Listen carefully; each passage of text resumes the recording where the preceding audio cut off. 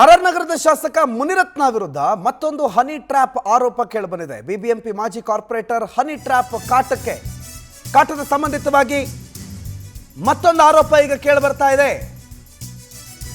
ಬಿಬಿಎಂಪಿಯ ಮಾಜಿ ಕಾರ್ಪೊರೇಟರ್ಗೆ ಹನಿ ಟ್ರ್ಯಾಪ್ನ ಕಾಟ ಇಟ್ಟಿದ್ರು ಲಗ್ಗೆರೆ ನಾರಾಯಣಸ್ವಾಮಿ ಮತ್ತು ಪತ್ನಿ ಮಂಜುಳಾ ಸುದ್ದಿಗೋಷ್ಠಿಯನ್ನು ನಡೆಸಿದ್ದಾರೆ. ಕೆಲ ಸ್ಥಳೀಯ ಪೊಲೀಸರು ಭಾಗಿಯಾಗಿ ಹನಿ ಟ್ರ್ಯಾಪ್ ಮಾಡಿಸಿದ್ರು. ಮನೆ ಕೆಲಸದವರು ಕಾರ್ಯಕರ್ತರಿಗೆ ಟ್ರ್ಯಾಪ್ ಮಾಡಿದ್ದಾನೆ ಅನ್ನುವ ಆರೋಪವನ್ನು ಮಾಡಿದ್ದಾರೆ.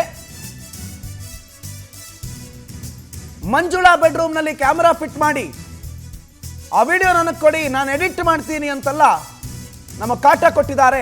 ವಿಡಿಯೋ ನೋಡಿ ಮಂಜುಳಾ ನಾರಾಯಣಸ್ವಾಮಿ ಸತ್ತು ಹೋಗಬೇಕು ಅಂಥದ್ದೆಲ್ಲ ಮಾಡ್ತೀನಿ ಅಂತ ಲಗ್ಗೆರೆ ನಾರಾಯಣಸ್ವಾಮಿ ಅನ್ನೋರು ಆರೋಪ ಮಾಡಿದ್ದಾರೆ.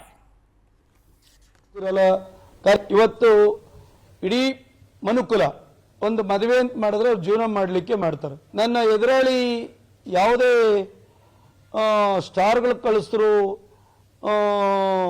ಮಾಡೆಲ್ಗಳು ಕಳಿಸಿದ್ರು, ಕಾರ್ಯಕರ್ತರನ್ನು ಬಿಟ್ಟರು ಸಿಗಲಿಲ್ಲ ವಿಡಿಯೋ ಮಾಡ್ಕೊಳ್ಳಿಕ್ಕೆ, ಅಶ್ಲೀಲ ವಿಡಿಯೋ ಮಾಡ್ಕೊಳ್ಳಿಕ್ಕೆ ಅಂತ ಒಬ್ಬ ಶಾಸಕ ಬೇಕೇ ಬೇಕು ಅನ್ನೋ ಅಡ್ಡಕ್ಕೆ ಬೀಳ್ತಾನೆ.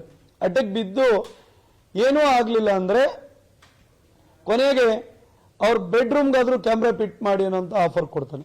ಇವನೊಬ್ಬ ಶಾಸಕ ಹೇಗೆ ಜೀವನ ಮಾಡೋದು, ಹೇಗೆ ಸಂಸಾರ ಮಾಡೋದು?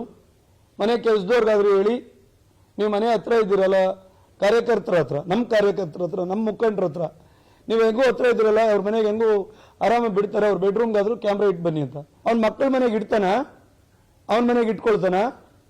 ಅವನಿಗೆ ಹೆಣ್ಮಕ್ಳಿಲ್ವಾ?